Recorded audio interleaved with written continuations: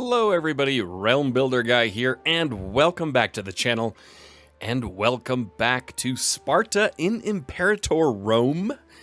I am recording this on the 9th of March, and just prior to loading up the game, there was a patch release, 2.02, fixing a few little bugs that were in the game, and a few other little UI things got changed, a few alterations there. I recommend you go check out the patch notes they can find on one of the wikis or forums or wherever, or even in Steam, I think, in the game itself. I thought about covering those in a separate video. I don't know if I'm really going to do that. Overall, it's just minor little tweaks. They did rework some things in the trade screen, which is kind of nice, but nothing dramatic and overhauling, but they've just refined the game a little bit more. Now, before we get into this episode, I do have a few more awesome viewer stories to go through. Please keep these coming. They add just so much awesome flavor and context to the game. I'm obviously not reading every single one that's submitted because now there's quite a few, but I'm picking like 3 at random, and I'll highlight them as they come in. So first from Agelos Philaris, and again, if I mispronounce anybody's name, I apologize for that. Great Basileos Arius of Sparta, regarding the situation of the Antigonid kingdom and their holding of Methone, many of our citizens have praised the glory of said state. While it is true that a true son of Sparta does not concern himself with such matters, preferring the old ways of the Dori, the Xephos, and the Aspis, the spear, the sword, and the shield. Thank you for letting me know what that means. It does raise an interesting question for our society. Perhaps it is time Sparta looks to other places in order to forward its glory rather than our army tradition. A wise king knows that a strong army should be supported by a strong economy, and a strong economy is dependent on strong and happy people. And a happy people cannot exist if we ourselves doubt the glory of Sparta. Therefore, maybe in the future, once the Peloponnese is secured and firmly under our control, we should look to further the glory of our city. And I do agree with that. Message from one of the few philosophers of Sparta to the King Arius regarding the situation of envy of the Antigonid kingdom, written on papyrus and discovered in the ruins of the Spartan palace. Very cool. Then, next up, we have from Perseus Jackson. My good Basileus, the territory of Crete would be a prudent campaign of conquest. The oracles have spoken. Victory will come to the Lacedaemonians. A beneficial addition will be the opportunity to conquer Rhodos. We must strike while the Cretans are still divided. Very nice. And then from Spartan of Time, November 1st, 465. The start of the 10-day meeting of the Messenian Defensive League, as written by the Peloponnesian historian Zandaros. After the tense debate, a Messenian statesman takes the meeting floor. We have all, of our own free will, chosen to form this league, and its intent is clear, to prevent Spartan aggression in the Peloponnese. Yet you all would rather cower behind your walls and pray that the Spartans don't come knocking. We have all heard the news. Sparta is on a warpath that sets our homes as its target. Hermione was the first clue, yet you all elected that we do nothing. When 2 cities in the north fell, it was met with the same silence. At this point, the statesman from Megalopolis stands. You speak of the Spartans as if they were some monster from a drunken man's rants. They are no monsters, for they are men, just as we all are. Just as we, the Spartans, are mortals bound by the bodies on this ground. After their old wars with Athens and King Philip II's conquest of Greece, the Spartans are nothing more than a shadow of their former power. These conquests they have taken to liking are all of cities with no real military power, and even then Sparta relies on its allies to do the heavy lifting, of which they have lost one, Argos, the city of Agamemnon itself. So yes, we elect to do nothing, not because of cowardice, but because we know the Spartans' power will falter, as it has done before, because we will not send our sons to die in a war that will not be necessary. The congregation erupts into thunderous applause. The statesman from Megalopolis returns to his seat. The Messenian statesman remains standing with a few words left to say. So this is how Sparta wins? He then sits down. We have reason to believe this meeting continued on, but the pages this was acquired from are rotten and old. There is much more to these pages in other chapters, but this section was deemed unreadable after this point.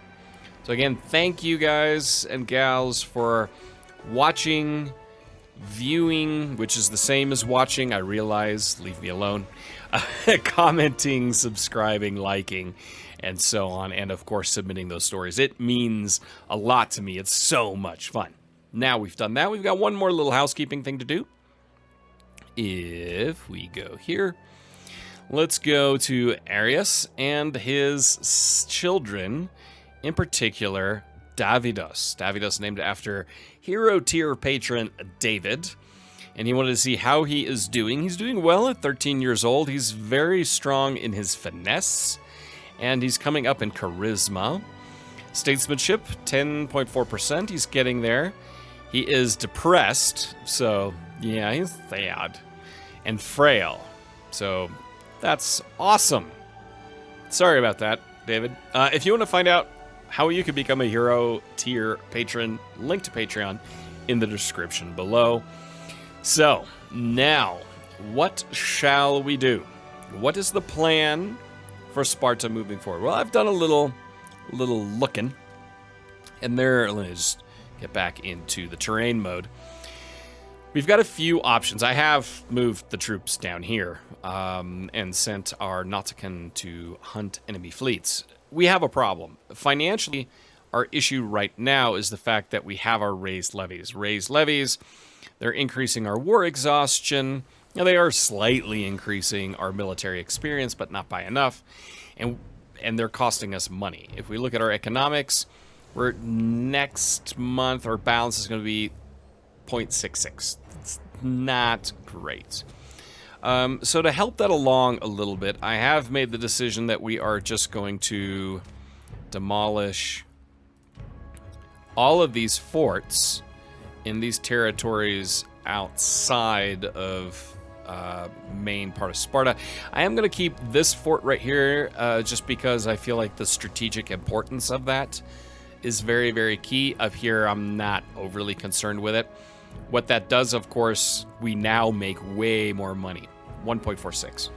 And that just gives us more opportunities, especially as we have a levy raise that we cannot unraise and disband like you would in Crusader Kings 3, as long as we're at war. So the question we have is to move this levy and fight with Thrace up here a little bit, maybe pick our battles a little bit smarter than we did last time, or just leave them parked where they are and hope that they don't get destroyed, because obviously a stack wipe means you lose that manpower and those pops.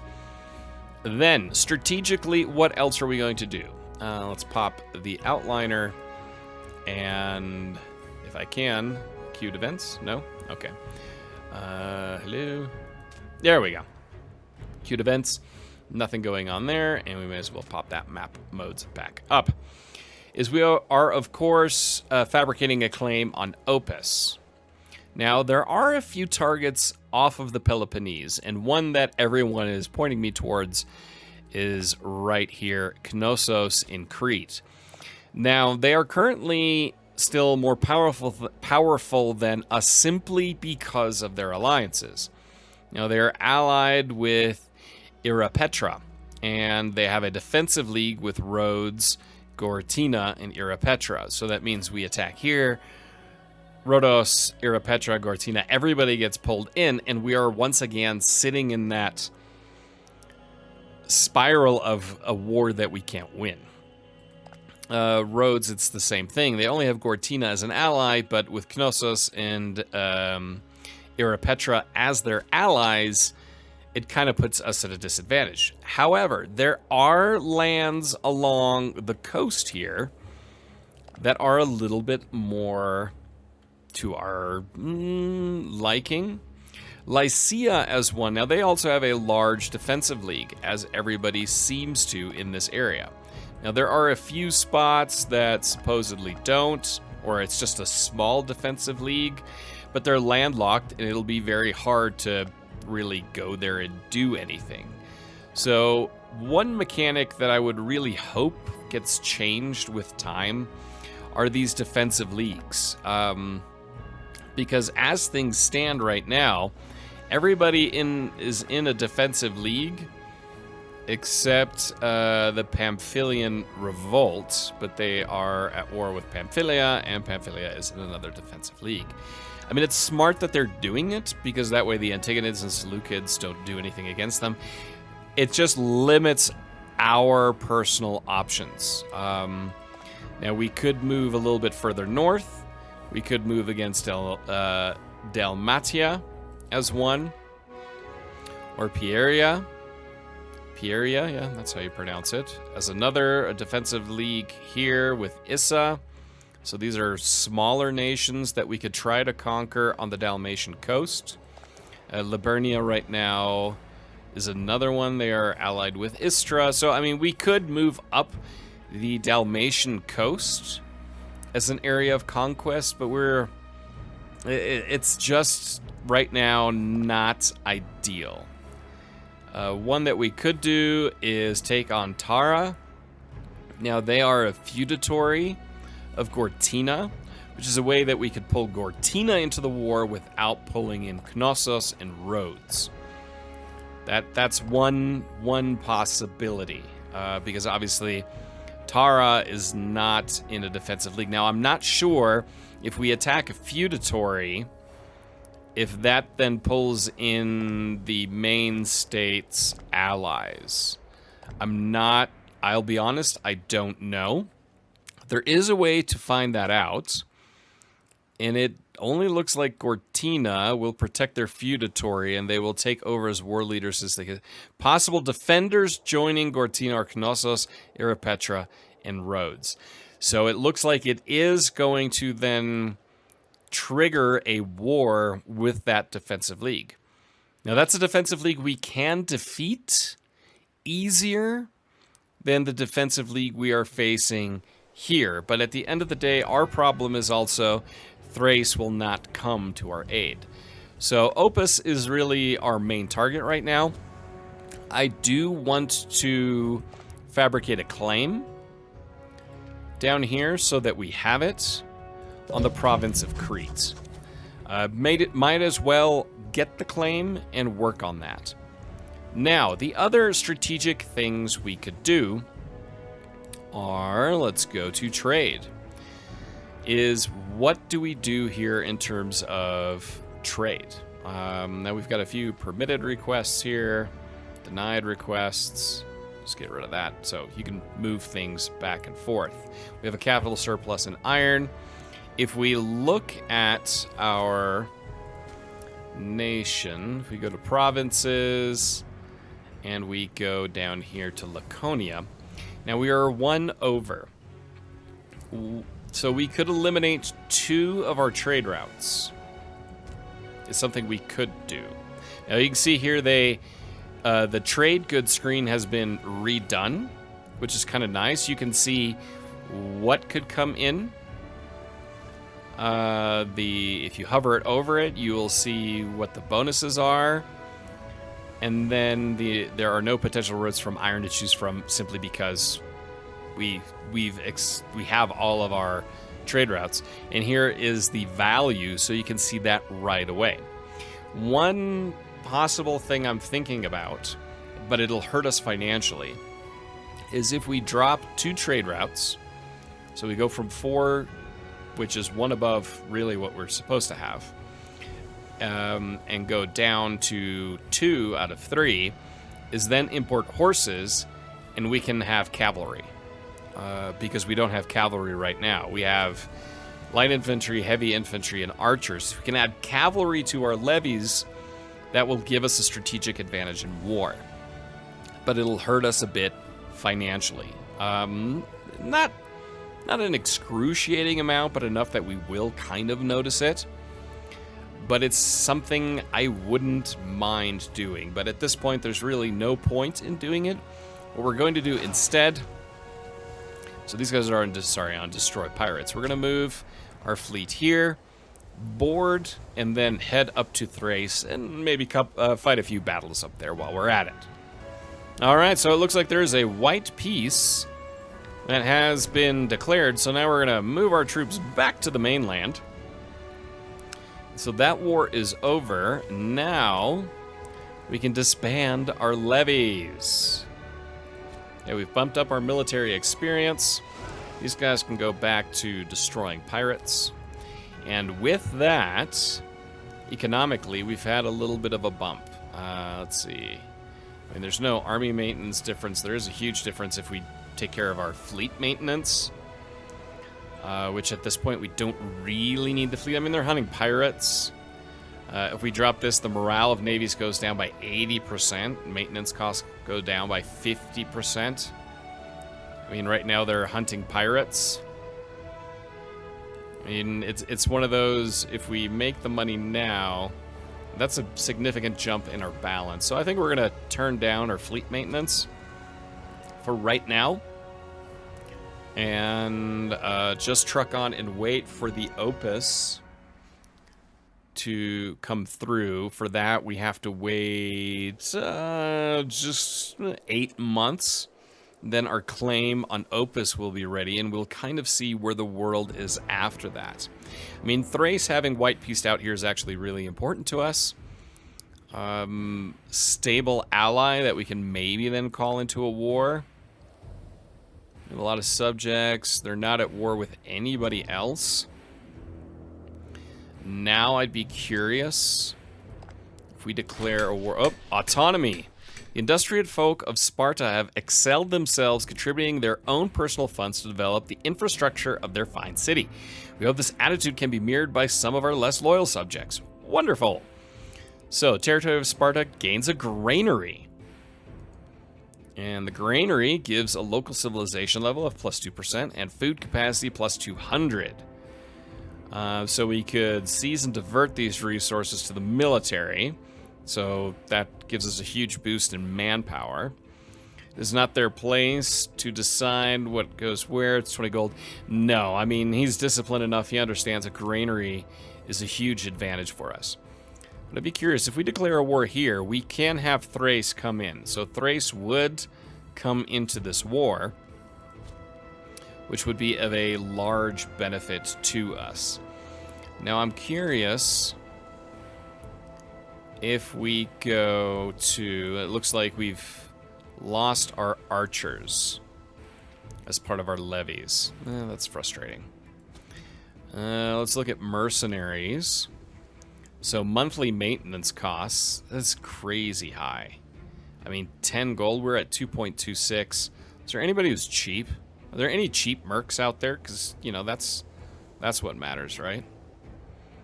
Let's see, there's nobody really. I mean, these guys, they'd be okay. They give us 1 small cavalry, light cav cohort, 4 heavy infantry cohorts, 4 archer cohorts. Here's one that's cheap. Marshal of 8, total strength of 2,000. They're affordable. They give us 2 cohorts of archers, 2 heavy infantry, and 1 of light cav.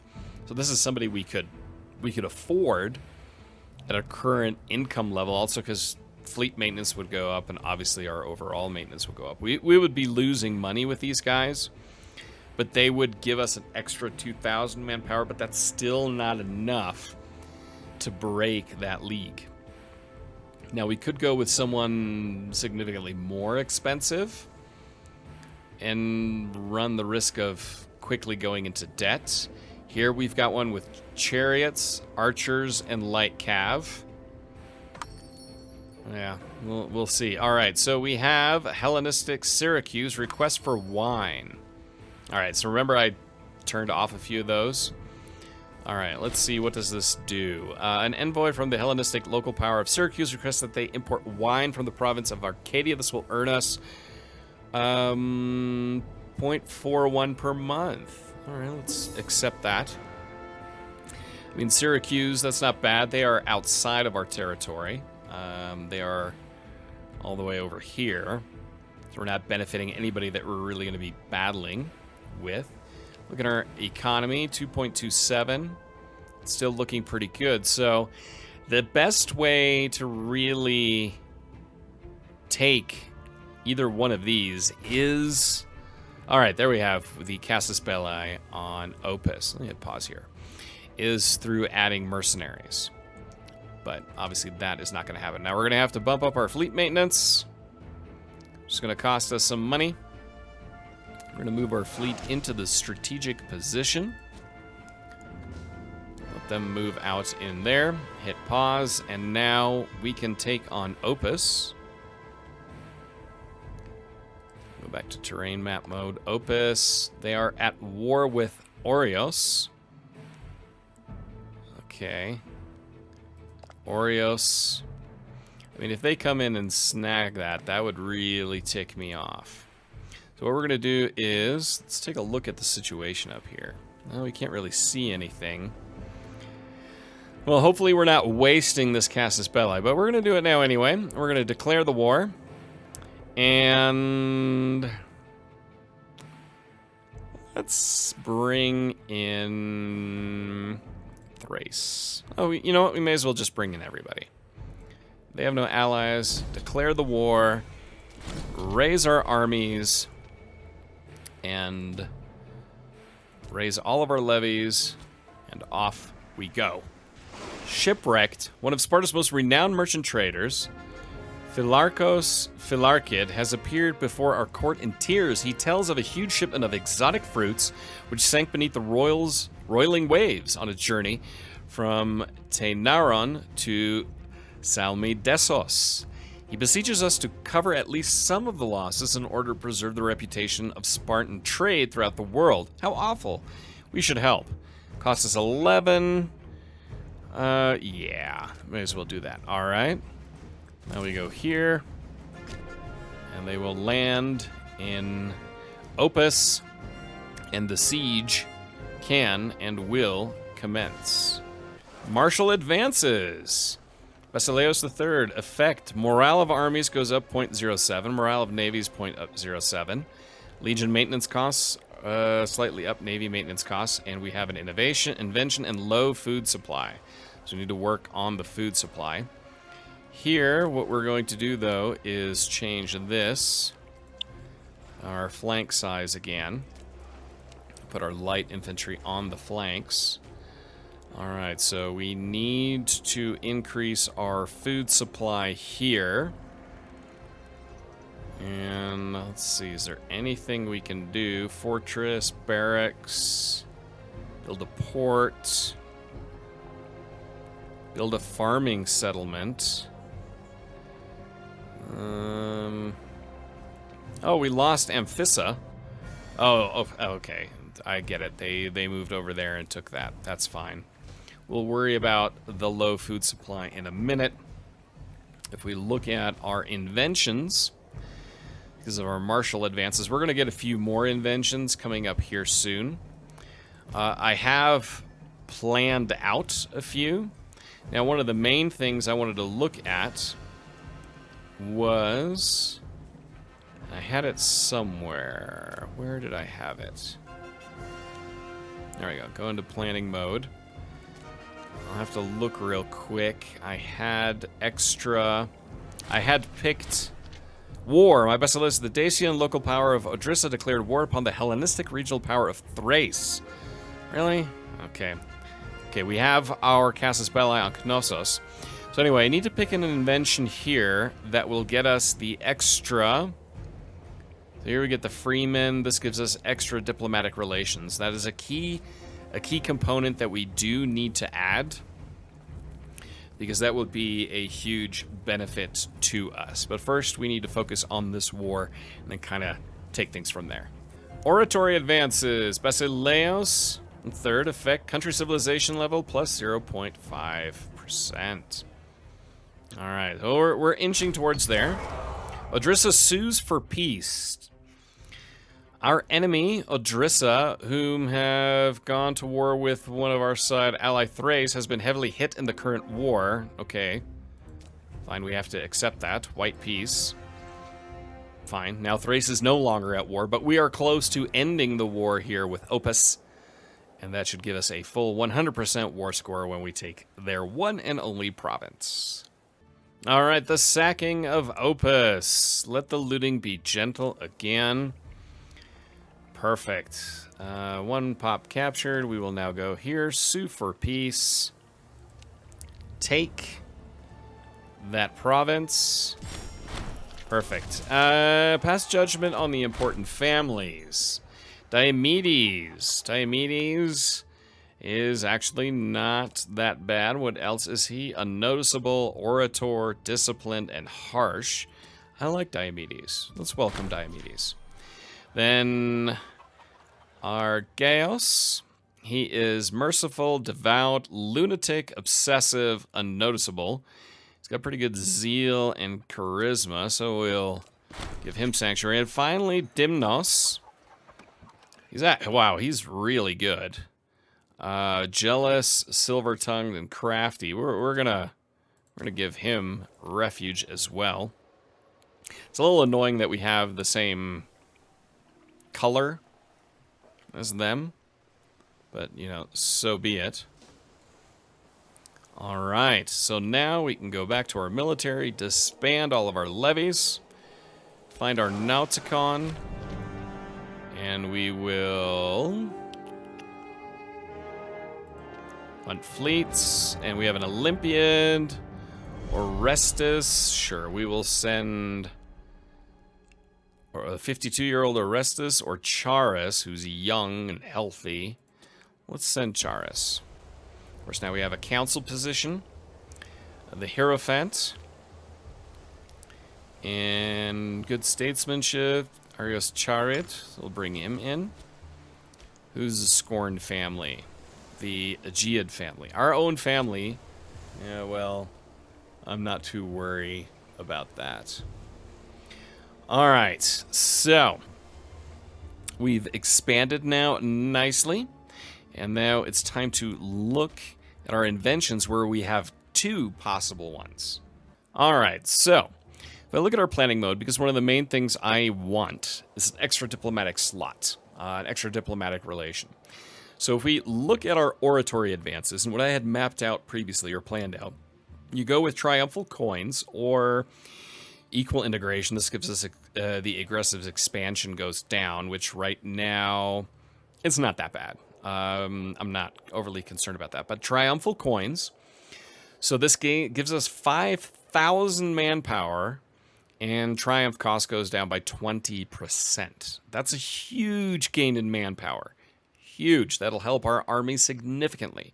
And after that, we go to defending liberty, which we lose 10 aggressive expansion right away, plus a minus 10% on aggressive expansion and an extra diplomatic relation. So this is the direction we are going to go. Going to enact that. You can see here we're just shy of 7,000 and defending liberty as well. So now our aggressive expansion is gone. Let's go back into economy. Well, first of all, we have another fort here. Sorry, we have a, get out of that, a fort here that I want to tear down. So let's go back to our economy. Let's tune down our fleet maintenance and build up our finances a little bit more. We can't forget that we do have the granary down here somewhere. Right? Yes, here we have the granary. So that was a huge advance for us there. But now we are in a position where we can look at adding a new diplomatic relation that will help us. All right, so there are a few possible candidates for adding. Let's just actually turn this down to just one time and let time tick on. For possible allies. Unfortunately, not Rome. Rome would have been a nice one. The Antigonans, they really don't like us. They would have been a good one. Influence of the Aegeid family. The fate of the kingdom of that of the Aegeid family is and always will be intertwined. It is therefore a matter of great urgency. There are currently not enough Aegeid persons of quality. All right, so it's again, who do we bring into the family? A 70-year-old or a 42-year-old? I think a Cactres would be the right one to do just because of his age. The Argive civil war ends. A bitter civil war in Argos has finally come to an end with the loyal forces of Pathon, Tratid, utterly crushing the rebel armies led by Pucalamos. Whatever. Interesting. Okay, it's interesting and nothing more. What is it, a name? Yes, we'll have him adopt our name.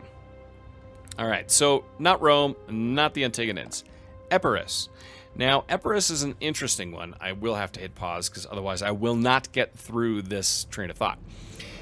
They would be an interesting one to ally. We could bump them up by, you know, if we just send them a gift, that'll bump up their opinion of us, and they would become an ally. The nice thing with Epirus, they are in a position that they could help us. They are not... They're allied only with Apollonia, so... And they have a tribal feudatory, and they are in a defensive league there. So there would be no conflict there. Aetolia would still be a conflict. We can ally them, but that would be a lost ally. Argos, we could ally them. Again, they are still in that defensive league, which I'm just clicking through here to see who is and isn't in that league. Is there anybody in here that's not in that league? They are... I just don't know if anybody's broken away from the defensive league, because if anybody would have, well, that would have been the right one to add, but no, it doesn't look like that. Athens is still a feudatory of Macedon, which is kind of a bummer. And yes, I know I said Macedon earlier. Cut me some slack. Boeotia, they won't help us because they hate us. Again, this would be a wasted alliance because they're allied with Messenia. Otherwise, they would be a great one to add. This is a feudatory of Macedon. So again, Epirus we could get simply by buying a favor from them. They're pretty powerful. They have no navy, so it is all land battle. Next one on here would be Syracuse. Syracuse, very interesting one, but they're a little far away, and they're going to come into conflict with Rome. They already have. They're in between Carthage and Rome. This is a bad one for us to pick. Epirus is safer. They're strong along the coast here, so that means they could deal with the Antigonids, but strategically it's not really going to happen. The Antigonids are focused so much on Macedon, it's not really a big issue. The next one here is Rhodes' neighbor, Lycia, or Lycia. Now, before we were able to do an alliance, but they have currently 0. We can become an ally with them if we just send them a gift and they're an ally. They're relatively strong. They have a navy, which is important. Epirus, through land, coming across the land, would help us here. Lycia would help us against Rhodes and Knossos in this potential war of conquest. So if they come in here, they would shut down Rhodes, and then we could attack Knossos to take Crete, especially if Thrace would sail down and Elis would sail down. This would be a strategically well-placed ally to deal with this island-hopping war. So my opinion is right now what we need is Lycia. We can then, when we win this war, we can dump the alliance with them and go with Epirus once we go after the Peloponnese. So in my opinion, this is the one to do. So we are going to send a gift. And then wait for that to tick over. So 2nd of June. So we just need to wait a month. All right, we are now at the 2nd of June. We're going to offer an alliance to Lycia. And there we have it. Fantastic. I'd also like to improve our relations over time. We need to wait a month there. So now, if we declare a war here, we can bring in all of our allies. There are 3 allies. We have 3 allies. I think that would be the smart choice. That's the direction we could go. Our manpower dropped. Oh, no, that's... Our manpower went down for some reason. Not entirely sure. We gained the 5,000 and then, boop, they're gone. I have no idea. Maybe you know. Maybe I just missed something. You can leave that down in the description or in the comments section if I missed something there. But we have the money right now, and our income is solid enough that we could hire mercenaries to help us as well, but I'm kind of feeling like we don't necessarily need it here.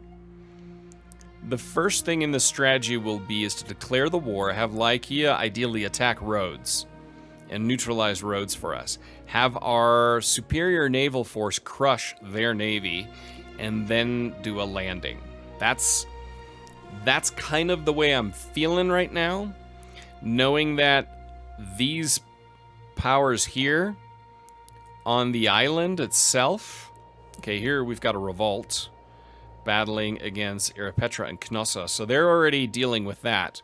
But we're going to deal with probably 2, 4, 6, 8 or 9,000 here. So we really need that help from our allies to come into the war. The other thing I would like to do is, and it's going to hurt us a little bit financially, but in a strategic way, I think it's not bad. Okay, now we've added an extra trade route. So I'm going to get rid of...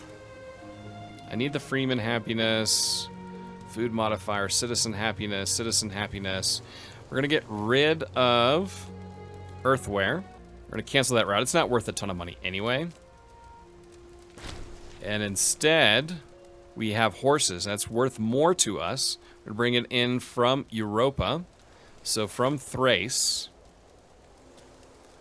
And let's just let that tick up a little bit here, just until the beginning of July, because then I'd also like to start improving relations with Lycia. And then in general, probably start, well, or do we start improving relations with Epirus?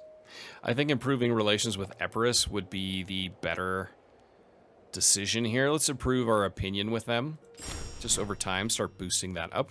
Costs a little bit of money, but strategically it makes sense. Here are some interesting, some pirates. We get into a fight there? No, we won't. All right, what we are going to do now is, if we look at our levies, we have heavy infantry and light infantry. For some reason I thought this would allow us now to bring in horses. Now we're back to 4 of 3. Anyway, population output goes up by 1%. And I thought the immediate benefit was also that we could bring in cavalry. Well, I guess not. That's how I read it. You import strategic resource like horses, you can have cavalry. Be that as it may, I guess it's just not the case. I will have to look that up, because I did look it up before recording this one. And it said that you have access to cavalry. I'm a little perplexed by that, unless that's only then you have access to cavalry if you have legions. It didn't say that specifically, but that's the only thing I can think of right now. But either way, we've got 3 cohorts of infantry and light and heavy infantry. We are missing, we have no more archers. It's okay. It's going to be a land battle predominantly anyway. We have the superior force navally against Knossos and to take Crete. But that is the goal in the next one. I still don't know where those extra 5,000 pops went. Answers on a postcard. I have no idea where it happened. But the main thing we wanted to get out of that, obviously, was the extra diplomatic relations slot, because that was desperately needed. So anyway, let me know if you know where my 5,000 pops went, and if you know an answer to that strategic trade good about cavalry. Because I thought I had read that I can have light or heavy cav now. I guess not. We'll see.